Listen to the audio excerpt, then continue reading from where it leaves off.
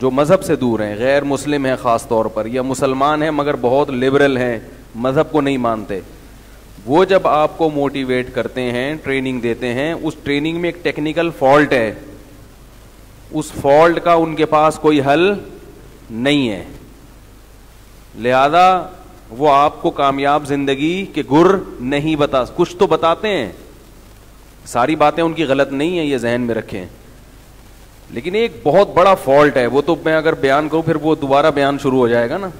تو اس کے لیے میں نے جمعے کے دن جو بیان کیا ہے 6 ستمبر, ابے یار کیا ہو گیا, 7 ستمبر 2018, تو وہ لازمی سن لیں. سمجھ رہے ہیں کہ نہیں سمجھ رہے؟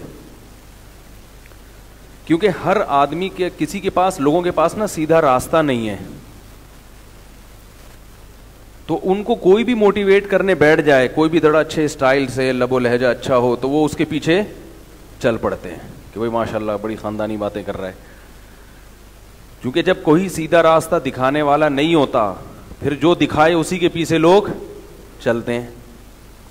اس کی مثال ایسے ہے جیسے آپ کہیں مسافر تھے, یا کوئی کراچی میں آیا, مفتی طارق مسعود صاحب سے ملنے کے لیے, انڈا موڑ کا نہیں پتا اس کو, انڈا موڑ کہاں ہے, 4 لوگوں سے پوچھا, چاروں نے کہا ہم کو نہیں پتا کہاں ہے, 5ویں سے پوچھا, اس نے بتا دیا یہاں ہے. تو اب آپ بولو گے بھائی یہ بتا رہا ہے, باقی تو بتا ہی نہیں رہے ہیں, تو پھر آپ اس تحقیق کے بغیر کہ یہ صحیح بتا رہا ہے یا غلط, آپ اسی کے پیچھے چل پڑو گے. چلو بتا تو رہا ہے نا, حالانکہ اتنا کافی نہیں ہے کہ بتا رہا ہے, یہ ضروری ہے کہ صحیح بھی بتا رہا ہے یا, تو اس وقت تو آپ کے پاس کوئی آپشن ہوتا نہیں, اس لیے اس کو فالو کرنا پڑے گا. لیکن جہاں آپ کے پاس آپشن ہو, کچھ صحیح بتانے والے بھی ہوں, کچھ غلط, جیسے 2 آدمی بتا رہے ہیں انڈا موڑ کا راستہ, ایک کسی اور سمت میں لے جا رہا ہے, دوسرا کسی اور سمت میں, تو پھر آپ پر تحقیق واجب ہے, بھئی صحیح راستہ یہ بتا رہا ہے یا وہ بتا رہا ہے. تو اسی طرح جو موٹیویٹ کرنے والے لوگ ہیں, ٹریننگ دے رہے ہیں, اس بارے میں ورکشاپس کروا رہے ہیں, ان میں بھی لوگوں کو چونکہ صحیح لوگ ملتے نہیں ہیں, تو جو ملے لوگ اسی کو فالو کرنا شروع کر دیتے ہیں, اور بڑی دھوم مچی ہوئی ہے ان کی, بہت سی اچھی باتیں بھی کرتے ہیں وہ, بلکہ اکثر باتیں ان کی اچھی ہی ہوتی ہیں, غلط نہیں ہوتی, لیکن پھر بھی ایک بہت بڑا فالٹ ہے, وہ فالٹ دور کیے بغیر آپ کو سیدھا راستہ نظر نہیں آئے گا, وہ ان میں ہے. علماء کی باتوں کو لوگ اس لیے نہیں سنتے کہ مولانا لوگ بدنام ہو گئے ہیں, لوگ کہتے ہیں یہ ہمیں کیا موٹیویٹ کریں گے. یہ تو اگر اصل میں انسان کے نا ذہن میں ایک بات ہوتی ہے کہ جو خود ترقی یافتہ نہیں ہے وہ آپ کو ترقی کیسے دے گا, صحیح ہے نا. وہ کہتے ہیں یہ مولانا لوگ, علماء لوگ, یہ خود ترقی, یہ بیچارے نہ روٹی ان کے پاس, نہ ان کے پاس کچھ بھی نہیں ہوتا, یہ تو خود چندوں کے محتاج ہوتے ہیں, تو یہ خود کامیاب لائف نہیں گزار رہے, تو یہ آپ کو کامیابی والی لائف, بولو بھائی کیسے دے. اگر یہ اتنا ان کے پاس ہدایت کا راستہ ہوتا تو خود تو کم از کم, تو ان کا جو لباس ہے وہ بھی عام پبلک سے ہٹا ہوا ہے, اور ان کا جو لائف اسٹائل ہے وہ بھی عام لوگوں سے ہٹا ہوا ہے. یہ بھی اچھے علماء کی بات کر رہا ہوں, ورنہ جو مولانا 2 نمبر ہیں ان کی تو ماشاءاللہ, ان کو دیکھ کے تو ویسے ہی لوگ دین سے دور بھاگتے ہیں, گالیاں دے رہے ہیں ممبروں پہ بیٹھ کے, تمیز سے بات کرنے کا سلیقہ ہی نہیں ہے. تمیز سے جب بھی بات آتی ہے انجینئر میرے ذہن میں لازمی آتا ہے پتہ نہیں کیوں. جب بھی میں بولتا ہوں نا تمیز سے بات, تو وہ میں نے حضرت مولانا اشرف علی تھانوی کلپ, ٹھیک ہے نا, حضرت مولانا اشرف علی تھانوی رحمہ اللہ تعالیٰ کے بارے میں بیان کیا تھا کہ وہ گستاخ رسول نہیں ہے, بڑے دلائل سے بات کی تھی. پھر میں نے اس پہ, لوگوں نے کہا کہ اس نے فلاں بزرگ پہ بھی الزام لگائے. میں نے کہا پہلے ایک کے الزام کا جواب ہو جائے پھر ہم دوسری طرف آئیں گے, کیونکہ ان کے پاس تو الزام لگانے کے لیے ٹائم بہت ہے, ہمیں تو اور بھی غم ہے زمانے میں محبت کے سوا. تو میں نے کہا ایک کا جواب دے دیا ہے, اگر اس میں صحیح ہو, ہدایت کے جذبہ ہوگا تو پہلے وہ اس کو تسلیم کرے, بھائی میں اس سے رجوع کرتا ہوں, اب میں دوسرے سوال کی طرف آتا ہوں. ایسا تو کچھ کیا نہیں ہے. تو کافی عرصے کے بعد کسی نے بتایا کہ اس نے آپ کے کلپ کا جواب دے دیا ہے. کل کی بات ہے, میں جامعہ جا رہا تھا پرسوں, تو گاڑی میں تھا تو فارغ تھا, تو میں نے دوست سے کہا یار وہ جواب ذرا مجھے سناؤ. اس نے میرے کان سے موبائل لگا دیا, وہ جواب میں نے سنا تو اس میں جواب تھا ہی نہیں. اس میں یہ تھا کہ مولانا شریف تھانوی نے رجوع کیوں نہیں کیا, یہ کہ نہیں, فضول قسم کی باتیں ہیں. میں نے کہا اب اس کو کیا آدمی اس کا جواب دے, کوئی بات ہے, کوئی جواب دو تو آدمی جواب دے نا اس کا. لیکن حیرانگی سوال کرنے والوں پر ہوتی ہے, کیوں نہ ایسا لگتا ہے نہ سوال کرنے والے نے میرا پورا بیان سنا ہے اور نہ جواب دینے والے نے, یا تو سنا ہی نہیں ہے یا گھننا بن کے ایسے ہو گئے جیسے ہمیں پتہ ہی نہیں کہ مفتی صاحب نے جواب کیا دیا ہے. الٹے الٹے اور الزامات لگا دیے کہ اب تو ساری دنیا کو پتہ چل گیا, انہوں نے اپنے نام کا کلمہ پڑھوایا, اب تو ساری دنیا کو. بھائی یہی تو الزام ہے, وہ رجوع کیوں کریں گے جب ان سے غلطی نہیں ہوئی, تو رجوع کیوں کریں گے وہ. تو مجھے اندازہ ہوا کہ یہ ٹائم ویسٹنگ والا حساب کتاب ہے. اسی طرح حضرت حسن کی شادیوں پر میں نے کچھ بات کی تھی, اس پہ بہت بدتمیزی والا لب و لہجہ اختیار کیا. تو حضرت حسن کی جو شادیوں کو میں نے تذکرہ کیا تھا نا, 120 تو ایک روایت ہے, صحیح کتنی ہیں شادیاں ان کا کوئی گن تھوڑی رہا تھا وہاں بیٹھ کے. بعض نے کہا 90 ہیں, بعض نے کہا 100 ہیں. اتنی بات مورخین ذکر کرتے ہیں کہ نکاح بہت کثرت سے کیے ہیں. تو اس پہ بھی الزام لگایا ہے کہ یہ اہل بیت کی شان میں کیا کی ہے, مفتی صاحب نے توہین کی ہے. الزام میں بس یہی لگایا ہے کہ یہ تاریخی روایتیں گھڑی گئی ہیں امام حسن کو بدنام کرنے کے لیے. دلیل اس کی بھی کوئی نہیں دی ہے, یہ گھڑی گئی ہیں. ہم جب یہ کہتے ہیں کہ حضرت معاویہ کو بدنام کرنے کے لیے تاریخی روایتیں گھڑی گئی ہیں, وہ روایتوں کی تو آپ مان لیتے ہیں, اس میں تو تاریخ پر اعتماد کرتے ہیں. اور حضرت حسن کی جو شادیاں ہیں, جس کو اہل سنت والجماعت کے علامہ ابن کثیر عالم اسلام کے مایہ ناز مفسر ہیں, انہوں نے ذکر کیا ہے, تو اس پہ آپ کیا الزام لگا رہے ہیں کہ یہ گھڑی گئی ہیں روایتیں. تو اصل جواب یہ ہونا چاہیے تھا کہ آپ ان روایتوں کو غلط قرار دے کے پھر صحیح روایتیں پیش کرتے کہ دیکھو حضرت حسن کی ٹوٹل اتنی شادیاں تھیں, صحیح مستند روایت سے ثابت ہے. یہ پھر جواب ہوتا, ایسی کوئی بات ہے ہی نہیں. تو پھر تو پھینکتے رہو بیٹھ کے.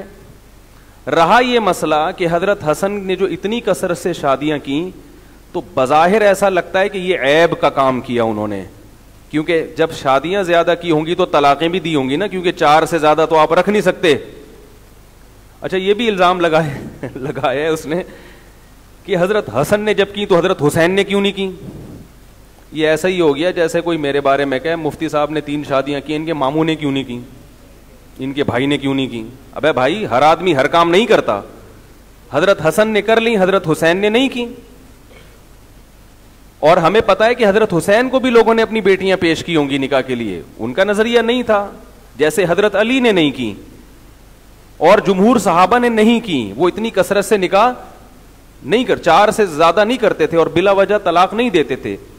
حضرت حسن نے کیوں کی, اس کی ریزن میں اس بیان میں بیان کر چکا ہوں. تو اصل جو بنیاد ہے وہ یہ ہے کہ ان کی اتنی کثرت سے نکاح کو اہل بیت کی گستاخی سمجھا گیا ہے. یہ بنا ہی غلط ہے. اصل میں ہم اپنے معاشرے کے لحاظ سے صحابہ کرام کو پرکھتے ہیں. عرب کے کلچر میں طلاق کو زیادہ معیوب, زیادہ کا لفظ بھی میں خود بڑھا رہا ہوں, عرب کے کلچر میں طلاق کو سرے سے معیوب سمجھا ہی نہیں جاتا تھا. کیونکہ اگر ہم صحابہ کی سیرت اور تاریخ اٹھا کے دیکھتے ہیں تو ان کے ہاں طلاق اتنی معیوب نہیں تھی جتنی ہمارے ہاں ہے. سوال پیدا ہوگا کہ رسول اللہ صلی اللہ علیہ وسلم نے تو ارشاد فرمایا حلال چیزوں میں سب سے زیادہ ناپسندیدہ کیا ہے, طلاق ہے. تو اسی حدیث میں آپ کی بات کا جواب موجود ہے. ناپسندیدہ ہونے کے باوجود ہے کیا, حلال ہے. ناپسندیدہ کیوں ہے؟ اس لیے کہ اس پہ جو نتائج مرتب ہوتے ہیں وہ نتائج برے مرتب ہوتے ہیں. اس سے خود پتا چل رہا ہے کہ اگر طلاق کا نتیجہ برا نہیں نکل رہا تو پھر طلاق معیوب نہیں ہے. اس لیے اللہ نے حلال رکھا ہے اس کو. کیونکہ ہم صحابہ کی تاریخ اٹھا, حضرت مغیرہ ابن شعبہ رضی اللہ تعالیٰ عنہ نے بہت کثرت سے نکاح کیے. وہ خود کہتے ہیں کہ میں نے 70 سے زیادہ شادیاں کی ہیں. حضرت مغیرہ ابن شعبہ رضی اللہ تعالیٰ عنہ, کیونکہ بہت زیادہ مالدار تھے, نکاح کرتے تھے, طلاق دے کے ٹھیک ٹھاک پیسے دیتے تھے عورت کو, پھر دوسری شادی کرتے تھے. ہمارے معاشرے میں طلاق کو اس لیے معیوب سمجھا جاتا ہے کہ لڑکی کا بیڑا غرق ہو جاتا ہے. اسی وجہ سے ہم بھی لوگوں کو طلاق سے منع کرتے ہیں کہ بھائی نبی صلی اللہ علیہ وسلم نے فرمایا جو اپنے لیے پسند کرتے ہو وہی دوسرے کے لیے. جیسے آپ یہ چاہتے ہیں کہ آپ کی بہن بیٹی کو معمولی بات پہ طلاق نہ ہو, تو کسی کی بہن بیٹی کو بھی معمولی بات پہ طلاق مت دو, کیونکہ عورت کا بیڑا غرق ہو رہا ہے ہمارے معاشرے میں. حضرت حسن نے جن عورتوں کو طلاق دی ان کا بیڑا غرق نہیں ہوا. عرب میں طلاق یافتہ عورت کے لیے طلاق کا دھبا کوئی دھبا نہیں سمجھا جاتا تھا. آپ سیرت اٹھا کے دیکھیں صحابہ کی, ایک عورت کو طلاق ہوئی فوراً 10 رشتے آ گئے اس کے لیے شادی کے لیے. عدت گزرنے سے پہلے رشتے آتے تھے. قرآن نے پابندی لگائی ہے صحابہ پر کہ کسی عورت کی عدت سے پہلے نکاح کا پیغام بولو بھائی مت بھیجا کرو. یہ پابندی قرآن کیوں لگا رہا ہے؟ اس لیے کہ یہ ہوتا تھا. پھر قرآن کہہ رہے علیم اللہ انکم ستذکرونہن, اللہ کو معلوم ہے کہ تم باز نہیں آؤ گے, یعنی تمہارے دل میں رغبت پیدا ہوگی کہ اس کو طلاق ہوئی ہے یا وہ بیوہ ہوئی ہے, میں جلد سے شادی کر لوں. تو اللہ نے پھر فرمایا کہ تمہیں اتنی چھوٹ دے رہے ہیں کہ لا جناح علیکم فیما عرضتم بہ من خطبۃ النکاح, عدت کے دوران گول مول طریقے سے نکاح کا پیغام بھیج سکتے ہو, یعنی اشارتاً کنایتاً بات کر سکتے ہو کہ میرا شادی کرنے کا موڈ ہے, کہیں اور ہاں کرنے سے پہلے مجھ سے ضرور ایک دفعہ پوچھ, گول مول طریقے سے بات کر سکتے ہو. یہ کیوں قرآن نے کہا؟ سورہ بقرہ کی آیتیں علیم اللہ انکم ستذکرونہن, اللہ کو پتا ہے کہ تم لازمی یاد کرو گے, تم سے صبر نہیں ہوگا. یہ طلاق یافتہ اور بیوہ عورت کے بارے میں قرآن کہہ رہا ہے. اس سے پتا چلا کہ اس زمانے میں عورت کے بیوہ ہونے کے بعد بھی گھر بسنے کے اتنے ہی چانسز ہوتے تھے جتنے کنواری کے ہوتے تھے, اور طلاق کے بعد بھی اتنے ہی چانسز ہوتے تھے جتنے کنواری کے ہوتے تھے. حضرت جعفر طیار رضی اللہ تعالیٰ عنہ جوان ہیں, شہید ہوئے, ان کی بیوی حضرت اسماء بیوہ ہوئی ہیں. حضرت ابو بکر نے بھی نکاح کا پیغام بھیجا, حضرت علی نے بھی, دونوں قریشی سردار ہیں, کتنے خاندانی رشتے آئے ان کے لیے. حضرت اسماء نے حضرت ابو بکر کے نکاح کو قبول کر لیا عمر کی وجہ سے, اور حضرت علی کے نکاح کو مسترد کر دیا کیونکہ ان کی عمر کم تھی. پھر حضرت ابو بکر کا انتقال ہوا, پھر حضرت علی نے نکاح کا پیغام بھیجا تو انہوں نے قبول کر لیا پیغام. 2 دفعہ بیوہ ہونے کے بعد بھی کس کا رشتہ مل رہا ہے؟ حضرت علی کا. نہیں آ رہی میرے خیال ہے بات سمجھ. تو اس معاشرے میں طلاق کو اتنا برا نہیں سمجھا جاتا تھا. تو حضرت حسن نے اگر کثرت سے نکاح کی اور کثرت سے طلاقیں دیں تو سوال یہ پیدا ہوتا ہے کہ وہ عورتیں نکاح کیوں کر رہی ہیں؟ ان کو پتا ہے کہ طلاق ہو جائے گی, پھر بھی نکاح کر رہی ہیں. اس لیے کہ وہ اپنا رشتہ کس سے جوڑنا چاہ رہی ہیں؟ نبی صلی اللہ علیہ وسلم سے. ہاں ہم یہ کہتے ہیں کہ حضرت حسن نے عیش پرستی میں یہ کام نہیں کیا. یہ کام جب برا ہے جب عیاشی کی نیت سے ہو. کون نہیں چاہتا بھائی؟ بالکل وہی بات ہے. ایک خاتون تھی انگریز عورت, اس نے مجھ سے پوچھا کہ محمد صلی اللہ علیہ وسلم نے حضرت عائشہ سے اتنی کم عمر خاتون سے نکاح کر لیا ہے بھائی, اتنی کم عمری میں. میں نے کہا مجھے ایک بات آپ بتائیں کہ آج عیسیٰ ابن مریم زندہ ہوتے, وہ عیسائی عورت تھی, اور آپ کو یہ یقین بھی ہوتا کہ یہ عیسیٰ علیہ السلام ہے, اور آپ کی عمر 12-13 سال ہوتی, کیا آپ یہ نہیں چاہتی کہ ان کی بیوی بن جائیں؟ وہ کہنے لگی یقیناً وہ اگر پیغمبر ہیں تو میں ضرور چاہوں گی. تو میں نے کہا اسی طرح حضرت عائشہ کے والد نے یہ چاہا کہ میری بیٹی کس کی بیوی بن جائے؟ سید الانبیاء کی, سید الانبیاء کی بیوی بن جائے, چاہے وہ ان کی عمر 50 سال ہی کیوں نہ ہو. تو نکاح میں ایک ہی چیز نہیں دیکھی جاتی کہ عمر ہے یا اخلاق ہیں, بہت سارے مفاد ہوتے ہیں نکاح سے وابستہ ہوتے ہیں. اب رہا یہ مسئلہ کہ حضرت علی نے کیوں نہیں کی, تو حضرت علی رضی اللہ تعالیٰ عنہ کا قول ہے الطلاق قبیح, میں طلاق کو کیا سمجھتا ہوں؟ برا. تو طلاق بری ہے, لیکن اگر کوئی مصلحت ہو تو بری نہیں ہے. تو اس میں اختلاف رائے ہو سکتا ہے, ذوق کا اختلاف ہو سکتا ہے کہ وہ کہہ رہے ہیں میں علی اطلاق اس کو پسند نہیں کرتا, جبکہ حضرت حسن سمجھنے کہ نہیں یہ نیت ہو تو کر سکتے ہیں. اور یہ تواتر کے ساتھ اسلامی تاریخ میں کثرت نکاح, جن لوگوں کے پاس زیادہ مال ہے, عرب آج بھی کرتے ہیں, جن کے پاس دولت بہت ہے وہ عورت سے شادی کر کے پھر اس کو پیسے دے کے طلاق دیتے ہیں تاکہ اس کو نقصان نہ ہو, وہاں عورت راضی ہوتی ہے. کسی عرب عالم نے آج تک اس عمل کے حرام ہونے کا فتویٰ نہیں دیا. حرام ہونا اس وقت جب عورت کو دھوکہ دیا جائے. بعض دفعہ یہ ہوتا ہے کہ عرب لوگ بیرون ملک جاتے ہیں, عورت سے نکاح کرتے ہیں, وہ سمجھتے ہیں کہ ہمیشہ کے لیے, اور پھر واپسی پہ اس کو طلاق دے کے بھاگ جاتے ہیں. وہ بیچاری حسرت سے دیکھ رہی ہوتی ہے. وہ برا عمل ہے, کیونکہ یہاں طلاق کا نتیجہ برا نکل رہا ہے, نتائج غلط نکل رہے ہیں. تو وہاں ہم یہ کہتے ہیں کہ بھائی اگر اس کو ایسے طلاق دینی ہے تو اتنا پیسہ دو کہ اس کے نقصان کی تلافی ہو جائے. یا اس کو صراحتاً تو نہیں کہہ سکتے کہ میں تم سے شادی کر رہا ہوں طلاق کی نیت سے, یہ تو متع جیسی صورت بن جائے گی.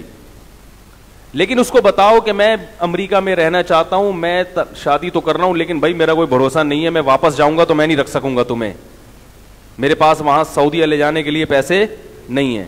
تو یوں تو نہ کہہ کہ میں طلاق دے دوں گا, لیکن اس کو دوسرا رخ بھی دکھا دے کہ بھائی واپسی پہ میرا کوئی بھروسہ نہیں ہے, لے جا بھی سکتا ہوں. ایسے گول مول بات کرے تاکہ بعد میں جب اس کو طلاق دے تو پھر اس کی تلافی بھی کرے اور اس کے ذہن میں تھوڑا سا تصور ہو. یہ زنا سے بچنے کے لیے جو فورن کنٹری میں لوگ جاتے ہیں, عرب لوگ خاص طور پہ یہ کام کرتے ہیں. تو اس میں کچھ ڈیٹیل ہے, آپ یہ نہ شروع کر دیں ایک دم, کیونکہ ابھی میں اس ٹاپک کو پہ مزید لے کے چلوں گا تو بات لمبی ہو جائے گی اور وہ اصل موضوع رہ جائے گا. تو یہ وہ لوگ جن کو زنا میں پڑنے کا بہت زیادہ خطرہ ہے, وہاں ان سے کہا جاتا ہے زنا سے بہتر ہے کسی خاتون سے نکاح کر لو, اور جاتے ہوئے اس کو پیسے ویسے دو, اس کو راضی کر کے طلاق دے دو تاکہ اس کو نقصان نہ ہو. اول تو یہ ہے کہ نہ دو طلاق, لے کے جاؤ اپنے ساتھ اس کو. لیکن اگر ممکن ہی نہیں ہے تو پھر اس میں یہ آپشن دیا جاتا ہے اس کو کہ بھائی اس کو جو ہے کیا نام ہے کچھ پیسے ویسے دے کے اس کے نقصان کی تلافی کر کے اس کو راضی کر لو اس بات پہ. تو میں یہ عرض کر رہا تھا کہ طلاق اسلام میں معیوب ہے ان نتائج کی وجہ سے جو نتائج طلاق پہ نکلتے ہیں. اگر وہ نتائج نہ نکلیں تو پھر معیوب نہیں ہے. تو جو انجینئر صاحب ہیں نا, انہوں نے ہمارے کلچر کے لحاظ سے حضرت حسن کی شادیوں پہ اعتراض کیا ہے. اس بیچارے کو صحابہ کا اور اسلام کا کلچر معلوم نہیں ہے. عبداللہ بن عمر رضی اللہ تعالیٰ عنہ لیٹ ہو گئے تھے جمعے کی نماز میں. حضرت عمر نے ان کو حکم دیا اپنی بیوی کو طلاق دے دو, بیوی کی وجہ سے لیٹ ہوئے تھے. ہمارے معاشرے میں یہ ممکن ہے بھائی؟ ایک آدمی بیگم سے محبت کی وجہ سے لیٹ آیا, امام صاحب اسے کہہ سکتے ہیں یار اس بیوی کو چھوڑ دو؟ بول سکتے ہیں؟ نہیں بولیں گے, اور بولنا بھی نہیں چاہیے. بولیں گے بھائی میں نے بیوی سے عشق اور محبت میں لیٹ ہو گیا جمعے میں, اس بیچاری کا کیا قصور ہے؟ حضرت عمر نے یہ پہلو دیکھا کہ بھائی اس کی تو تلافی ہو جائے گی, چھوڑ دیں گے اس کو 10 رشتے مل جائیں گے. میرا جو بیٹا ہے یہ بیوی کی وجہ سے نماز میں کیا کر رہا ہے؟ تاخیر. آج ہم یقیناً مشورہ نہیں دیں گے چھوڑ دو, ہمیں پتا ہے اس کو چھوڑ دیا تو بیچاری کہاں جائے گی. تو عرب میں بیوی کو چھوڑنے پر وہ نقصان نہیں ہوتا تھا جو آج ہمارے معاشرے میں ہو رہا ہے. تو انجینئر نے آج کے لحاظ سے وہ میرے بیان پہ اعتراض کر کے پورا کلپ بنا دیا, اور لب و لہجہ بھی وہی جو ان کو ورثے سے ملا ہے باپ دادا سے. تو نبی صلی اللہ علیہ وسلم کو دیکھیں, حضرت سودا کی جب عمر زیادہ ہوئی ہے, صحیح حدیث ہے, آپ صلی اللہ علیہ وسلم نے حضرت سودا کو ایک طلاق دے دی. کوئی وجہ نہیں تھی, ان میں کوئی عیب نہیں تھا, طلاق دے دی آپ نے. اب غیر مسلم اس پہ بہت اعتراض کرتے ہیں, یار ایک عورت بوڑھی ہو گئی طلاق دے دی. حضرت سودا نے کیا فرمایا, یا رسول اللہ آپ میری باری نہ دیں مجھے, واللہ ما بی امیر فی الرجال من حاجہ او کما قالت, کہ مجھے مردوں میں کوئی حاجت نہیں ہے, میں بوڑھی ہو گئی ہوں, مجھے طلاق نہ دیں, میں اپنی باری معاف کر دیتی ہوں, مجھے اپنے نکاح میں باقی رکھیں, چونکہ میں چاہتی ہوں کہ قیامت کے دن آپ کے بیوی بن کے ہی میرا حشر ہو. آپ صلی اللہ علیہ وسلم نے رجوع کر لیا. اب اگر ہمارے کلچر کے لحاظ سے آپ دیکھیں گے اس کو تو یار یہ کیا بات ہوئی, بیوی بوڑھی ہو گئی تو طلاق دے دو. اور آج ہم یقیناً منع کریں گے کہ بیوی بوڑھی ہو جائے آپ اسے طلاق نہ دیں. لیکن عرب میں یہ معیوب نہیں تھا, کیونکہ اس پہ جو نتائج نکل رہے تھے وہ برے نتائج نہیں تھے. حضرت سودا کو نقصان نہیں تھا اس میں, کیونکہ بوڑھی عورتوں کو اس کی طلب نہیں ہوتی کہ شوہر میرے ساتھ سوئے, طلب ہوتی نہیں ہے کہ شوہر میرے ساتھ رات گزارے. آپ نے گھر میں دیکھا ہوگا نا, دادا دادی نانا نانی کو, نانی ادھر سو رہی ہے اور دادا نانا دوسرے کمرے میں سو رہے ہیں. بڑھاپے میں یہ چیزیں کیا ہو جاتی ہیں, ختم, رغبت ہی نہیں رہتی. تو اب بھائی تم نے ادھر ویسے ہی سونا ہے, ٹھیک ہے نا, تم نے ادھر سونا ہے, میں نے ادھر سونا ہے, تو کیا کرنا ہے. اور پردہ بھی, پردے کے حکام بھی ختم ہو جاتے ہیں. وہ ایک صاحب نے ابھی کچھ دن پہلے کیس آیا میرے پاس, وہ 75 سال کے تھے, انہوں نے طلاق دے دی ان کو 65 سال یا 70 سال کی خاتون کو. اب وہ خاتون پریشان ہے, طلاق ہوئی کہ نہیں ہوئی, بار بار پوچھ رہی, اس طریقے سے دیے, کہیں فتویٰ مل رہا ہے کہ ہو گئی, کہیں سے فتویٰ مل رہا ہے نہیں. میرا بھی خون پیا ہوا, انہوں نے بار بار مفتی صاحب بتایا. میں نے کہا بھائی طلاق مجھے نہیں یاد کہ ہو گئی تھی کہ نہیں ہوئی تھی, جو بھی میں نے جواب دیا کہ نہیں مجھے اللہ کا ڈر ہے. میں نے کہا محترمہ اگر ہو گئی تو بھی کرنا کیا ہے, نہیں ہوئی تو بھی کرنا کیا ہے. 70 سال کی آپ ہو گئی, 80 سال کا آپ کا میاں, گھر میں رہتے رہو, ہو گئی نہیں ہوئی تو بھی گھر میں ہی رہو, ٹھیک ہے نا. 80 فقہاء نے لکھا ہے میاں بیوی بڈھے ہو جائیں نا, طلاق ہو بھی جائے تو بھی ایک گھر میں, کیونکہ طلاق نہیں بھی ہوتی تو بھی اس نے ادھر ہی کمرے میں سونا ہے, آپ نے ادھر سونا ہے. اس بڑھاپے میں تو اکٹھے سوتے ہوئے اچھے بھی نہیں لگتے, لوگ مذاق اڑائیں گے, بچے مذاق اڑائیں گے, کیا ہو گیا ہمارے نانا کو. تو میں نے کہا آپ نے ادھر سونا ہے, اس نے ادھر سونا ہے, ہو بھی گئی تو بھی اسی طرح رہنا ہے, نہیں ہوئی تو بھی اسی طرح رہنا ہے. کہہ رہی وہ نان نفقے کے مسائل. میں نے کہا وہ اس بابا کو مجھے فون ملا ہے, میں اس کو کہتا ہوں یار خرچہ پانی دے دیا کرو یار, ساری زندگی تمہاری بیوی بن کے رہی ہے, طلاق دے بھی تھی تو خرچہ دیتے رہو بچوں کی خاطر.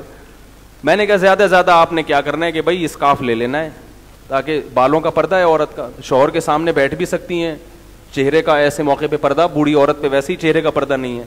میں نے کہا اب کیوں اتنی فکر کر رہی ہیں. تو حضرت سودا رضی اللہ تعالیٰ عنہ بوڑھی ہو گئی, نبی صلی اللہ علیہ وسلم جوان تھے, تو آپ صلی اللہ علیہ وسلم نے ارادہ کیا کہ بھائی اپنی باری معاف کر دو. تو حضرت سودا نے کیا فرمایا کہ یا رسول اللہ طلاق نہ دیں, میں ویسی باری دے دیتی ہوں, مجھے مردوں میں حاجت نہیں ہے, بس میں چاہتی ہوں ایک رشتہ قائم ہو اور رہے. تو آپ صلی اللہ علیہ وسلم کا ظرف تھا, آپ نے فرمایا ٹھیک ہے. تو اس کو تبھی آپ دیکھیں غیر مسلموں نے اس زمانے میں جو مشرکین مکہ تھے, اعتراض کا کوئی موقع ہاتھ سے جانے نہیں دیا. نبی کو مجنون بھی کہا, دیوانہ بھی کہا. حضرت زینب کی طلاق, حضرت زینب سے آپ نے نکاح کیا, اس پہ اعتراضات کیے کہ منہ بولے بیٹے کی بیوی سے نکاح کیا, مگر اس موقع پر کسی عرب نے بھی آپ صلی اللہ علیہ وسلم پر اعتراض نہیں کیا. نہ حضرت عائشہ سے نکاح پر اعتراض کیا اتنی کم عمری میں شادی کیوں کی, نہ اس پر اعتراض کیا کہ اتنی شادیاں کیوں کی ہیں, نہ اس پر اعتراض کیا کہ حضرت سودا کو طلاق کیوں دی اور پھر رجوع کیوں کیا. کسی چیز پہ اعتراض نہیں, کیونکہ وہ ہمارا کلچر الگ ہے, ان کا کلچر الگ تھا. تو یہ کلچر کا فرق ہے جس کی وجہ سے یہ چیزیں پبلک کی سمجھ میں نہیں آتی. حضرت مغیرہ ابن شعبہ نے بھی بہت کثرت سے نکاح, کیونکہ بہت مالدار تھے, تو وہ جب طلاق دیتے ٹھیک ٹھاک پیسہ دیتے, اور طلاق یافتہ عورت کی دھڑا سے فوراً شادی ہوتی تھی وہاں پہ. طلاق کو شریعت میں مرد کا نقصان سمجھا گیا ہے, عورت کا نقصان نہیں سمجھا گیا. مرد کی ملکیت سے ہاتھ سے ایک عورت نکل جاتی ہے, کیونکہ عورت کے پاس تو درجنوں اور رشتے ہوں گے, مرد مجبور ہو جاتا ہے. ہمارے معاشرے میں الٹا ہو رہا ہے. یہ تو دیکھو 3 طلاقوں کے بعد شریعت نے حکم دیا نا کہ مرد رجوع نہیں کر سکتا. اس پہ اللہ نے قرآن میں بیان کیا کہ وَمَن يَتَّقِ اللَّهَ يَجْعَل لَّهُ مَخْرَجًا وَمَن يَتَعَدَّ حُدُودَهُ فَقَدْ ظَلَمَ نَفْسَهُ. خوب اچھی طرح سمجھے میں کیا کہہ رہا ہوں. اللہ نے فرمایا کہ طلاق شریعت کے مطابق دو, یعنی اکٹھی مت دو. اور اللہ نے فرمایا جو اللہ کی حدود کو توڑے گا یعنی اکٹھی طلاق دے گا, اس نے اپنی جان پہ ظلم کیا. اور یہ بھی اللہ نے فرمایا جو شریعت کے مطابق طلاق دے گا اللہ اس کے لیے مصیبت سے نکلنے کا راستہ رکھتا ہے. تو یہ سب خطاب کس سے ہو رہے ہیں؟ مرد سے. پتہ چلا 3 طلاق دے کے نقصان کس کا ہو رہا ہے؟ مرد کا. قرآن کہہ رہا ہے اپنے اوپر ظلم کر رہے ہو. ہمارے کلچر کے لحاظ سے یہ والی آیت فٹ ہوتی نہیں ہے, کیونکہ نقصان عورت کا زیادہ ہو رہا ہے اور مرد کا کم ہو رہا ہے. مرد کو درجنوں رشتے مل جائیں گے, عورت کا کیا ہو جائے گا؟ بیڑا غرق ہو جائے گا. کیونکہ وہاں تعدد زوجات کا رواج تھا, 2 3 3 4 4 شادیوں کا رواج تھا. عورتیں کم تھیں شادی کے لیے, مرد زیادہ تھے, تو مردوں کو نہیں ملتی تھیں عورتیں. تو اب ایک آدمی کے نکاح میں بیوی ہے, اس نے دھڑ سے 3 طلاقیں دے دیں تو اس کو تو مل جائے گا کیونکہ نکاح کرنے والے مرد بہت ہیں. اس کو رشتے کے لیے عورت نہیں ملے گی, تو نقصان کس کا ہو رہا ہے؟ مرد کا. یہ جو حلالہ ہے نا, حلالہ ایگریمنٹ کے ساتھ, حلالہ تو حرام ہے بغیر ایگریمنٹ کے, جو حلالہ ہے یہ بھی مرد کو نقصان پہنچانے کے لیے کہ اب تم بہلا پھسلا کے بھی اس سے شادی نہیں کر سکتے, اب یہ کسی اور کی بیوی بنے گی, تمہاری نہیں بنے گی, کہ تم نے اکٹھی دی کیوں. تو خلاف شرع طریقے سے طلاق دینا تو بہت بڑا جرم ہے, لیکن شریعت کے مطابق طلاق دینا اگر نتائج برے نکل رہے ہیں تو برا ہے, نتائج برے نہیں نکل رہے تو پھر برا نہیں ہے. سمجھ میں آ رہی ہے بات؟ اور ہمارے معاشرے میں چونکہ نتائج برے ہی نکلتے ہیں 99%, اس لیے ہم بہرحال منع کرتے ہیں کہ کہ حتی الامکان اس عمل سے بچا جائے. عورت کا بیڑا غرق ہو جاتا ہے, اور مرد کا بھی ہوتا ہے, کیونکہ طلاق اتنا بڑا دھبا سمجھا گیا ہے, اس مرد کو کوئی دوبارہ رشتہ نہیں دیتا. اب سعودیہ میں ہمارے ایک دوست ہیں, انہوں نے اپنی بیوی کو کہیں طلاق دے دی تھی, تو وہ کہہ رہے ہیں یار میں پاکستان میں شادی ہیں اصل پاکستانی, کہہ رہے ہیں یار لوگ پوچھتے ہیں طلاق دی تو اب کوئی رشتہ ہی نہیں دے رہا. کہہ رہے ہیں عرب میں تو یہ نہیں ہے, سعودی عرب میں ایسا ہے, دی ہے تو کوئی بات نہیں بھائی, نہیں بنی ہوگی آپس میں, دوبارہ رشتہ مل جاتا ہے. کہہ رہے ہیں یار پاکستانی عجیب لوگ, مجھ سے کہہ رہے تھے یار یہ عجیب لوگ ہیں, یہ مجھ سے پوچھتے ہیں پہلی کو کیوں دی. میں نے کہا یہ بہت ہی, کیونکہ ہم لوگ ہندوؤں کے کلچر سے ہو کر آئے ہیں, تو میں نے کہا وہ ان کی سمجھ میں نہیں آئے گا, اور وہ ان کو ڈر بھی ہے کہ اس کو دیے تو ان کو بھی نہ دے دو کہیں, تو یہ اپنے لحاظ سے صحیح کر رہے ہیں. کیونکہ وہاں عرب میں بھی جب عورت کو طلاق ہوتی ہے اتنا بڑا مسئلہ کھڑا نہیں ہوتا. عدالتوں میں آپ جاؤ تو طلاق کے کیسز, میں نے تو ریسرچ کی ہے وہاں پہ, عدالت میں بھی گیا ہوں سعودیہ میں, اور عربوں سے بھی پوچھا ہے. عربوں میں جو طلاق بہت زیادہ پھیل گئی ہے نا, ہے تو برا عمل, کیونکہ عربوں میں طلاق اس لیے پھیل گئی, عیاشی بہت ہے وہاں پہ, عیاشی بہت پھیل گئی نا, لیکن پھر بھی طلاق لینے والی عورتیں زیادہ ہوتی ہیں. سمجھ میں آ رہی ہے بات؟ یعنی طلاق کا مطالبہ عورتیں زیادہ کرتی ہیں, ذرا ذرا سی بات پہ طلاق مانگتی ہیں. تو ہمارے ہاں عورت بیچاری حتی الامکان گھر بسانے کی کوشش کرتی ہے. ایسے ایسے مکھنچو میاؤں کو عورتیں برداشت کر رہی ہیں. اسلامی معاشرہ ہوتا نا, میں ان کو کہتا کبھی بھی برداشت نہ کرو, کیونکہ ہمیں پتہ ہے بیچاری طلاق کے بعد جائے گی کہ ہم لوگ مشورہ دیں بھائی جو بھی ہے, جس کا بھی پٹھا ہے, اب میں خادم حسین صاحب سے اپنی نسبت نہیں جوڑنا چاہتا, جس کا بھی پٹھا ہے برداشت کرو, حتی الامکان برداشت کرو. تو وہ سمجھ میں آ گیا حضرت حسن کی شادیاں جو اتنی تھیں, اس میں اہل بیت کی توہین ہے ہی نہیں, بلکہ یہ اہل بیت کے کمال ہے کہ ان کو لوگوں نے اتنا پسند کیا, اتنا پسند کیا.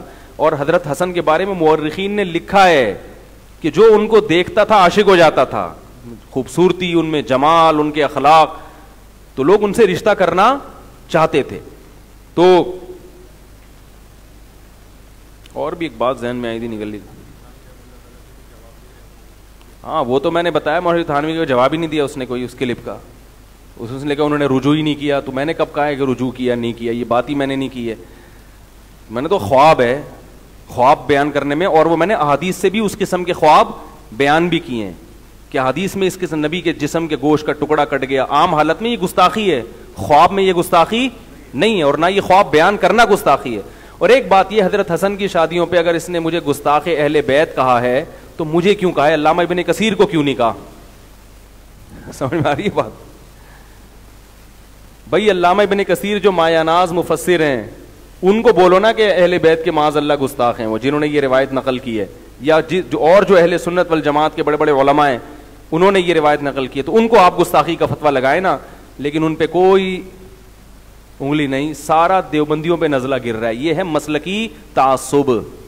اس لیے میں کہتا ہوں آج کل جو مسلک کا جو کہتے ہیں نا ہم کسی مسلک کو نہیں مانتے, سب سے زیادہ متعصب اپنے مسلک میں وہی ہوتے ہیں. ہم تو پھر بھی احترام سے نام لے لیتے ہیں بہت سے علماء, چاہے ہمارے مسلک میں نہ بھی ہوں, لیکن ان لوگوں کو پھر عجیب بات ہے تعریفیں کرتے نہیں, میں ان کی یہ پازیٹیو چیز کیا کرنا ہے ایسی پازیٹیو کا, جب آپ نے گستاخی رسول کا تہمت لگا دی حضرت اشرف علی تھانوی رحمۃ اللہ علیہ پر, پھر ان کی تعریفیں کر کے کیا مل رہا ہے؟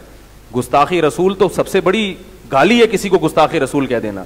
تو اب یہ پھیکی پھیکی تعریفیں کہ وہ اتنے اچھے تھے, وہ اتنے اچھے تھے, یہ ٹوپی ڈراموں کی ضرورت نہیں ہے. سمجھ میں آ رہی بات؟ آپ نے کہہ دیا تمہارے ابا چرسی ہیروئنچی ہیں, اس کو غصہ آیا ہوئے تو نے کیا کہہ دیا, کہہ رہے یار میں تمہارے ابا کی جو پازیٹیو چیزیں ان کو مانتا ہوں. کہے گا پازیٹیو چیزوں کو ماننے کی ضرورت کیا ہے, جب ہیروئنچی بھی کہہ دیا, چرسی بھی کہہ دیا, اب رہ کیا گیا؟ اب کہنا کہ بہادر ہیں, سخی ہیں, چھوڑو بہادر سخی, چرسی بول دیا. تو بزرگوں کو جب گستاخ رسول کہہ دیا تو اب ان بزرگوں کی پھیکی پھیکی تعریفیں کرنا کہ وہ نہیں ان کی پازیٹیو, چھوڑو, اب آپ نے اتنا بڑا تانا دے دیا, اب یہ ٹوپی ڈراموں کی ضرورت نہیں ہے. تو یہ سب جتنے بھی مثبت کام کرنے والے علماء ہیں یہ سب اس قسم کے فتنوں سے پریشان ہیں کہ یہ قوم میں خیر خواہی والا کام, یہ کسی ایک بات پہ ٹکتے نہیں ہیں یہ لوگ. اچھا آج بیان میں اسی چلا, یہ میں مسائل بیان کر کے پھر آج کا جو موضوع تھا اس کو شروع کرتا ہوں. یہ مسائل آئے گئے ہیں, ہر دفعہ رہ جاتے ہیں. الحمدللہ نحمدہ و نصلی علی رسول الکریم. بھائی نہیں ہوگا نکاح یار, جائز نہیں ہے یہ والا نکاح.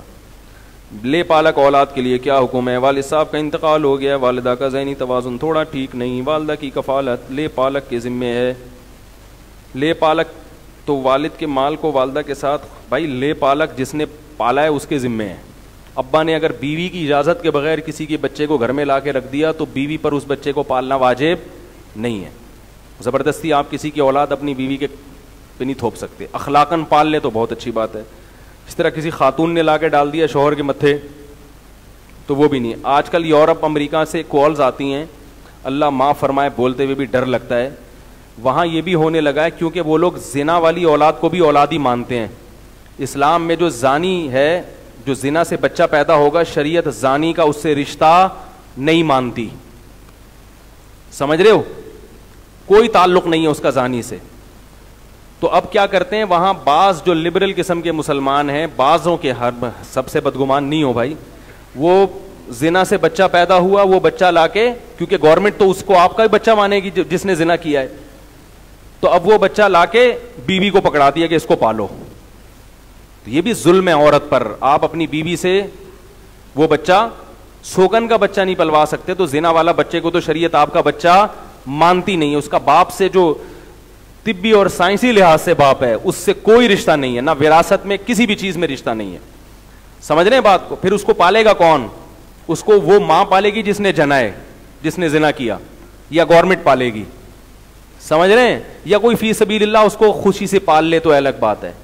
زانی کا اس سے رشتہ نہیں ہے, اسلام مانتا ہی نہیں ہے. حدیث میں آتا ہے الولد للفراش وللآہل الحجر وللآہل الحجر, ایک روایت میں آتا ہے کہ جو زنا کرنے والا وہ محروم ہے اور بچہ اسی کا ہے جس کے گھر میں پیدا ہوا. یعنی ثابت النسب بچہ تو بچہ ہے, جو ولد الزنا ہے وہ نہیں ہے. مجھے بالکل صاف کرنا صحیح ہے, یعنی صحیح ہے بھائی, اور رکھنا بھی جائز ہے.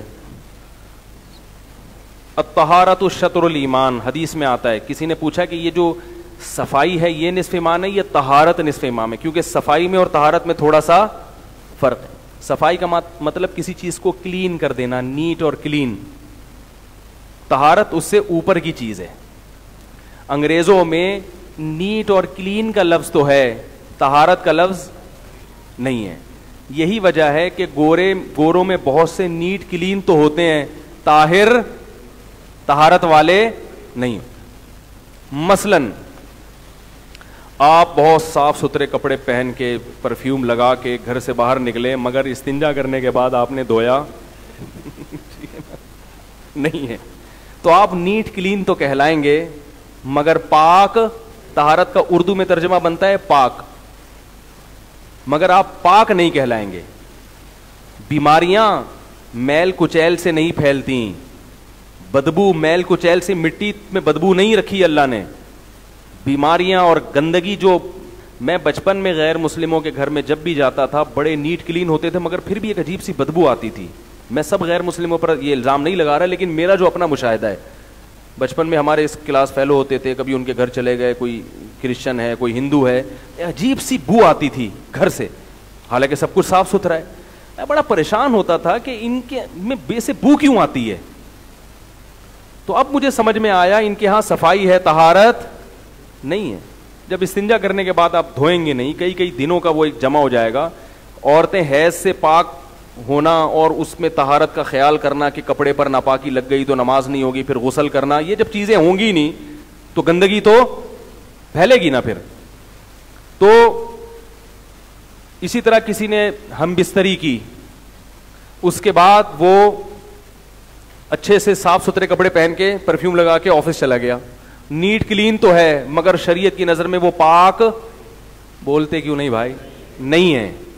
غسل کرنا پڑے گا اس کو, جبکہ غیر مسلم اس موقع پر غسل نہیں کرتے. باقی میں زیادہ ڈیٹیل میں نہیں جاؤں گا ٹھیک ہے نا.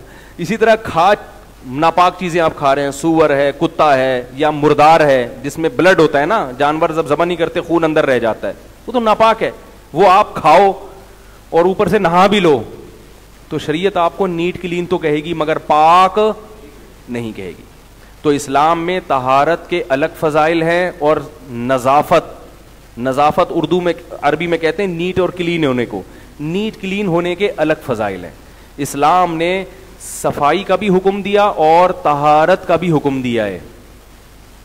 نہیں آ رہی بات سمجھ. طہارت کا حکم تو یہ استنجا کرنے کے بعد دھونا, یا کپڑے ناپاک ہو جائیں تو نماز نہیں ہوگی جب تک آپ پاک نہیں کریں گے ان کو, اور غسل فرض ہو جائے تو غسل کرنا پڑے گا وغیرہ وغیرہ. سمجھ رہے ہیں نا؟ ہمارے یہاں وہمیوں کو دیکھ لو, سارا دن شلوار پکڑ کے, وہ نظافت کی وجہ سے تھوڑی, وہ طہارت کی وجہ سے. چھینٹیں پڑ گئیں یہ وغیرہ, پیشاب کی چھینٹوں سے بچنے کا حکم ہے حدیث میں. اور آپ نے فرمایا کہ عذاب قبر زیادہ تر کیوں ہوتا ہے؟ پیشاب سے احتیاط نہ کرنے کی وجہ سے ہوتا ہے. تو یہ جو اس قسم کے احکامات ہیں. اور نظافت کا بھی حکم ہے. نظافت کا کیسے؟ نبی صلی اللہ علیہ وسلم نے دانتوں کو صاف کرنے کا حکم. مسواک یہ دانتوں کی طہارت کے لیے نہیں ہے بلکہ نظافت کے لیے. البتہ بعض دفعہ حدیث میں طہارت بمانا نظافت بھی استعمال ہوا ہے. تو دانت اس سے کیا ہو جاتے ہیں؟ ناپاک تھوڑی تھے, کوئی گندگی تھوڑی لگی تھی. اسی طرح ہفتے میں ایک دفعہ غسل کا حکم دیا, چاہے جنابت نہ بھی ہو. وہ غسل کیوں ہے؟ نظافت کے لیے, کلین ہونے کے لیے. وہ طہارت کے لیے, طہارت کے لیے نہیں ہے. وہ ایسا ہی ہے نا بھائی, آپ پہ غسل بھی فرض نہیں ہے, جنابت کی حالت میں بھی نہیں ہو, پھر بھی اسلام کیا کہہ رہا ہے؟ آپ جمعے کے دن کیا کرو گے؟ غسل کرو گے, تاکہ صاف ستھرے ہو جاؤ, پسینہ دور ہو جائے, پسینے کی بدبو دور ہو جائے. پسینہ ناپاک نہیں ہوتا, مگر آپ نے جمعے کو حکم دیا نہانے کا, کیونکہ مجمع میں جا رہے ہیں, اس میں پسینے کی بدبو سے دوسرے کو بولو بھائی تکلیف ہوگی. تو پسینہ کا تعلق طہارت سے نہیں ہے, نظافت سے ہے. ابو داؤد کی حدیث ہے, آپ صلی اللہ علیہ وسلم نے غسل کے وقت غسل براجم کا حکم دیا. یہ جو گھٹنے ہیں نا, اور یہ جو ہمارے جوڑ ہوتے ہیں, ان کو الگ سے صاف کرنے کا حکم دیا, کیونکہ جب ہم نہاتے ہیں تو باقی جسم تو آرام سے صاف ہو جاتا ہے. یہ جو گھٹنے وٹنے جو زمین سے ٹچ ہوتے ہیں, ان پہ جو میل ہوتا ہے یہ آرام سے صاف نہیں ہوتا. تو ان کو الگ سے صفائی کا نبی نے, بولتے کیوں نہیں, حکم دیا. یہ طہارت نہیں ہے بلکہ یہ کیا ہے؟ نظافت ہے. اب آ گئی بات. اور بھی بہت ساری چیزیں ہیں اس میں, کہاں کہاں نظافت کا حکم دیا. تو مسلمان طاہر بھی ہوتا ہے, نظیف بھی ہوتا ہے, نیٹ کلین بھی ہوتا ہے اور پاک بھی ہوتا ہے. غیر مسلم نیٹ کلین تو ہو سکتا ہے, پاک نہیں ہوتا وہ. اور بعض غیر مسلم نہ نیٹ کلین ہوتے ہیں نہ پاک ہوتے ہیں, ٹھیک ہے نا, وہ پھر عجیب سے ہوتے ہیں. اور بعض مسلمان بھی نہ پاک ہوتے ہیں اور نہ نیٹ کلین ہوتے ہیں. تو ہر طرح کی فیسلٹی مارکیٹ میں. ہمارے ایک دوست تھے, اللہ معاف فرمائے, ان کے بارے میں پتہ چلا نہاتے نہیں ہیں. یہ ان کے بارے میں پتہ چلا کہ وہ نہاتے ہی نہیں ہیں. میں نے کہا یار ایسے بھی لوگ دنیا میں پائے جاتے ہیں, وہ مہینوں مہینوں میں ایک دفعہ جا کے نہاتے ہیں. ایک دفعہ یہاں اعتکاف میں بیٹھ گئے تھے 1 مہینے کے لیے, ایک صاحب 1 مہینے سے وہ نہائے نہیں. میں نے کہا اللہ کا واسطہ, اعتکاف سے گھر جاتے ہوئے لوگ گلے مل کے جاتے ہیں نا, میں نے کہا مجھ سے نہیں ملنا, بڑی مہربانی ہے, میری طرف سے دور سے آپ کو بلوٹوتھ کے ذریعے مبارکباد, وائی فائی کے مبارکباد دے دوں گا, بلوٹوتھ کے استعمال کروں گا, جدید ٹیکنالوجی. میں گلے ملنے کا تحمل نہیں رکھتا, سمجھ رہے ہو. اس لیے اعتکاف میں جو پسینہ وسینہ آئے نا تو نہا لینا چاہیے. ہاں وہ ٹیکنیکل طریقے سے نہائیں تاکہ اعتکاف بھی نہ ٹوٹے. اور جو ہے وہ, تو بعض لوگ نہاتے ہی نہیں نالائق اعتکاف میں, تو مسجد میں تو اور گندگی پھیلانا یا پسینے کی بدبو, یہ تو بہت برا عمل ہے. کہاں سے کہاں بات چلی گئی بھائی. آج کل کے جو مزار ہیں اس کے بارے میں کچھ تفصیلی بات ارشاد فرما دیں. صحیح حدیث ہے بالکل کہ آپ صلی اللہ علیہ وسلم نے قبر کو 1 بالش اونچا کرنے سے منع کیا اور قبر کو پکا کرنے سے بھی منع کیا. جب نبی کی صریح اور صحیح حدیث آ گئی ہے تو بحث ختم. چاروں ائمہ کے نزدیک, چاروں فقہا کے نزدیک اور تمام مکاتب فکر کے نزدیک قبروں کو پکا کرنا, ان کو اونچا کرنا یہ حرام ہے, گناہ کبیرہ ہے. عیسائیوں سے عبرت حاصل کرو, امریکہ اور UK کے قبرستان جا کے دیکھو, ان میں کوئی آپ کو ڈبل منزلہ قبروں پہ عمارتیں نظر. اہل کتاب میں بعض چیزیں اچھی رہ گئی ہیں, کیونکہ یہ اہل کتاب میں بھی یہی تھا کہ قبر کو پکا کرنے کی اجازت نہیں, تو وہ لوگ اس پر عمل کر رہے ہیں. آپ دیکھو امریکہ اور لندن کے قبرستانوں کا YouTube پہ وزٹ کرو تو آپ کو سادہ قبریں نظر آئیں گی, اور پاکستان لکھو گے تو آپ کو قبر کم اور وہ کوئی بلڈنگ زیادہ نظر آئے گی. وہ اور اس میں بعض دفعہ مردہ بھی نہیں ہوتا اندر, اور بعض دفعہ آدمی نہیں ہوتا, پتہ نہیں کون ہوتا ہے. کوئی چرسی ہیروئن چی مرتا ہے اس کی قبر پہ بنا لیتے ہیں عجیب عجیب. میں بھی تھائی لینڈ سے ہو کر آیا ہوں نا, وہاں میں نے بت پرستی دیکھی. تو بتوں کے بارے میں وہم ہے کہ یہ یوں کر دے گا، یہ یوں کر دے گا. تو مجھے خیال ہوا کہ جیسے ان کے پاس ان بتوں کے برحق ہونے کی کوئی دلیل نہیں ہے، توہمات ہیں، ایسے ہی ہمارے پاس مزار پرستی اور ان روحانی ٹوپی ڈراموں کے برحق ہونے کی کوئی دلیل نہیں ہے، صرف توہمات ہیں. وہ توہمات کیا ہیں؟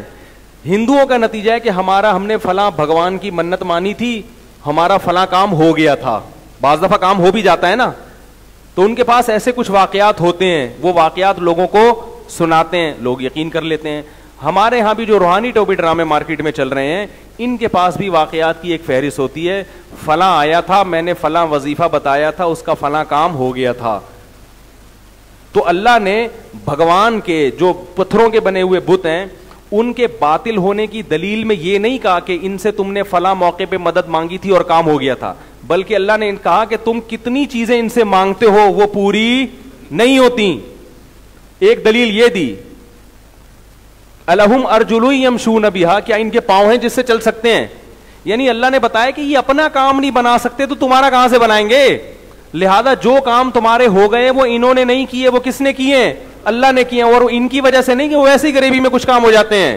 ایسے ہی روحانی ٹوپی ڈرامے سے کسی کو فائدہ ہو گیا تو یہ مت دیکھو فائدہ ویسے ہی ہونا تھا. ہر آدمی کے مقدر میں بیماری کے بعد موت نہیں ہوتی، بہت سے لوگوں کے میں بیماری کے بعد شفا بھی لکھی ہوتی ہے.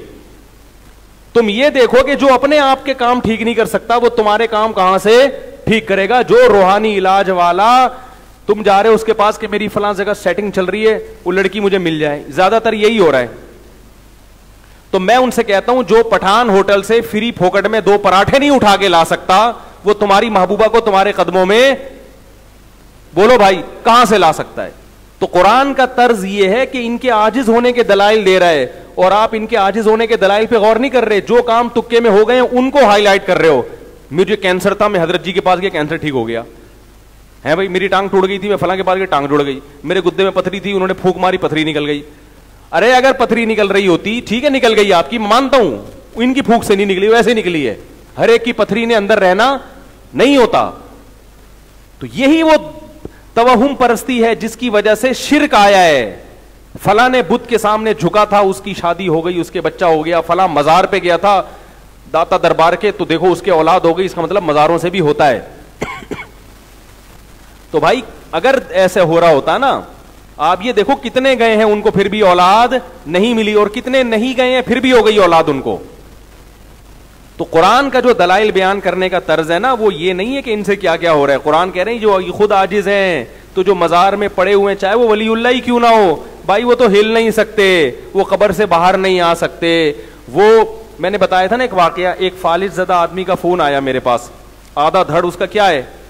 فالج. اس نے کہا میں مزار پہ جانا چاہتا تھا، تو میں نے آپ کا بیان سنا، میں نے جانے کا ارادہ ترک کر دیا. میں نے کہا چلو ایک آدمی کو ہدایت ملی اللہ کے فضل سے. پھر میں نے اس کو مزید مثال دی، میں نے کہا دیکھو آپ کا آدھا دھڑ کیا ہے؟ فالج زدہ، وہ نہیں ہلتا. جو مزار میں بزرگ ہیں انتہائی قابل احترام، مگر ان کے دونوں دھڑ بولو بھائی نہیں ہلتے. جس کے دونوں دھڑ نہ ہل رہے ہوں وہ آپ کا آدھا دھڑ کہاں سے صحیح کرے گا بھائی؟ تو یہ قرآن کا اسٹائل ہے دلائل دینے کا. آپ اس میں کہہ سکتے ہو بزرگوں کی توہین ہے، توہین نہیں ہے. یہ تو ان کا عاجز ہونا بیان کیا جا رہا ہے. یہ عاجز ہونا تو اللہ نے پیغمبروں کا بھی بیان کیا ہے. عیسائی حضرت عیسیٰ کو اللہ کا رب مانتے ہیں نا، اپنا رب مانتے ہیں نا. اللہ نے کہا عیسیٰ ابن مریم کھانا کھاتے تھے، جو روٹی اور کھانے کا محتاج ہے وہ خدا کہاں سے ہو سکتا ہے؟ تو کیا یہ عیسیٰ علیہ السلام کی توہین کر دی اللہ نے؟ بولو نا بھائی، توہین تھوڑی کی ہے. بتایا کہ بھائی وہ عاجز ہے، وہ بھوک کے لیے روٹی کے محتاج ہیں، تو وہ خدا نہیں ہو سکتے. تو ہم بھی کہہ رہے ہیں جن بزرگ کے دونوں دھڑ کام نہیں کر رہے، اگرچہ وہ بزرگ ہیں، اللہ کے مقرب ہیں، ہم سے بہت اچھے ہیں، تو فالج زدہ آدمی کا آدھا دھڑ کیسے صحیح کر دیں گے؟ بعض لوگ کہتے ہیں نہیں، ہم ان سے جا کے کہتے ہیں کہ ہم ان سے دعا نہیں مانگتے، ان کی قبر پہ جا کے کہتے ہیں کہ اللہ سے دعا مانگے ہمارے لیے. کس سے دعا مانگے؟ اللہ سے. تو سوال پیدا ہوتا ہے کہ کیا اسلاف میں یہ طریقہ تھا؟ نمبر 1، کیا یہ بات درست ہے کہ آپ قبر میں جا کے جب ان سے کہیں گے کہ اللہ سے دعا مانگے تو اس کی کیا دلیل ہے کہ وہ آپ کی یہ پکار سنیں گے؟ قرآن تو کہہ رہا ہے انک لا تسمع الموتى، تم مردوں کو سنا نہیں سکتے. اب یہ مردوں والا مسئلہ آ جائے گا، اس پہ کلپ بازی شروع میرے خلاف. قرآن کیا کہہ رہے ہیں؟ تم مردوں کو سنا نہیں سکتے. میرا یہ نظریہ کہ مردے نہیں سنتے. اگر کسی کا نظریہ سنتے ہیں تو بھائی اس کا ہوگا. بعض اکابر اس طرف گئے ہیں کہ سنتے ہیں, ان کے بھی اپنے دلائل ہیں, لیکن مجھے جو دلائل تھے جو بات صحیح میں وہ بیان کر رہا ہوں. کسی کی شان میں توہین نہیں کر رہا, کیونکہ قرآن کی اتنی واضح نص موجود ہے اس بارے میں کہ آپ مردوں کو سنا نہیں سکتے. بعض کہتے ہیں ہم سنا نہیں سکتے, لیکن اس قرآن میں یہ کہیں کہ وہ سن نہیں سکتے. اصل میں یہاں سنانے کا مقصد کیا ہے کہ وہ سن نہیں سکتے, اس لیے تم ان کو نہیں سنا سکتے. تو یہاں عبارت مقدر ہے فَإِنَّكَ لَا تُسْمِعُ الْمَوْتَى فَإِنَّهُمْ لَا يَسْمَعُونَ. تم ان کو سنا اس لیے نہیں سکتے کہ ان میں سننے کی صلاحیت ختم ہو گئی ہے. تو اصل میں قرآن یہ بتانے کے لیے چاہ رہا ہے کہ مردوں میں سننے کی صلاحیت ہے ہی نہیں, کیونکہ آگے آتا ہے لا تہدی العمیٰ, تم اندھوں کو راستہ دکھا نہیں سکتے. تو جیسے اندھا نہ دیکھ نہیں سکتا اس لیے نہیں دکھا سکتے, تو مردہ بھی چونکہ سن نہیں سکتا اس لیے آپ اس کو سنا نہیں سکتے. بالکل نص ہے یہ قرآن کی, بالکل واضح. اب تو عجیب ہو رہا ہے, بعض لوگوں نے مردوں کو قبروں سے دکھانا بھی شروع کر دیا. کہہ رہے ہیں سننا تو دور کے بعد مردہ اندر سے دیکھ بھی رہا ہے باہر. بھائی اتنا غلو مت کرو, سننے میں اختلاف ہے, وہ اختلافی مسئلہ ہے. ہاں احادیث میں جہاں سننا ثابت ہے جن مواقع پر, ہم وہاں بھی سننے کے قائل ہیں. جیسے کہ صحیح مسلم کی حدیث ہے کہ جب دفنا کے لوٹتے ہو تو مردہ چپلوں کی آواز سنتا ہے, وہاں ہم قائل ہیں سننے کے, تاکہ قرآن اور حدیث میں کیا ہو جائے, تطبیق ہو جائے. تو پھر دوسری بات یہ, اس سے شرک پھیلتا ہے. اور چلو فرض کیا وہ سنتے بھی ہیں, تو کیا زندہ دنیا میں کم پڑ گئے ہیں جو آپ مردوں کے پاس جا رہے ہو؟ ہے بھائی, قبر میں جا کے آپ مردوں سے کہہ رہے ہو کہ سنیں, تو کیا زندہ بزرگ دنیا میں نہیں ہے؟ خاص طور پر جب ایک عمل سے بدعت کی تائید ہو رہی ہو اور یہ اسلاف کا طریقہ بھی نہ ہو. اسلاف کا یہ طریقہ نہیں تھا کہ قبروں پہ جا کے وہ یوں کہا کرتے تھے, وہ زندوں سے دعا کی درخواست کرتے تھے. تو جب یہ طریقہ بھی نہیں ہے تو یہ طریقہ بہرحال سنت کے خلاف. اور دوسری بات یہ کہ بعض چیزیں بذات خود جائز ہوتی ہیں مگر وہ ایک ناجائز چیز کا ذریعہ بن رہی ہوتی ہیں, اس لیے منع کر دیا جاتا ہے. یہ چیز شرک نہ بھی ہو تو شرک کا ذریعہ بہرحال ہے, کیونکہ قبر پرستی اسی سے پھیلتی ہے. ہمیں جو قبرستان جانے کا حکم ہے قرآن و سنت میں, وہ عبرت کے لیے. وہ کس کے لیے؟ کہ بھئی آج یہ چلے گئے, کل ہم نے بھی جانا ہے. فزورها فإنها تذکر الآخرہ. آپ صلی اللہ علیہ وسلم نے فرمایا قبر کی زیارت کرو اس لیے کہ وہ آخرت کو یاد دلاتی ہیں. اس لیے بھائی ان چکروں میں نہیں پڑنا چاہیے, بزرگوں کا احترام کریں, ان کے لیے دعائیں کریں, اور مزاروں پہ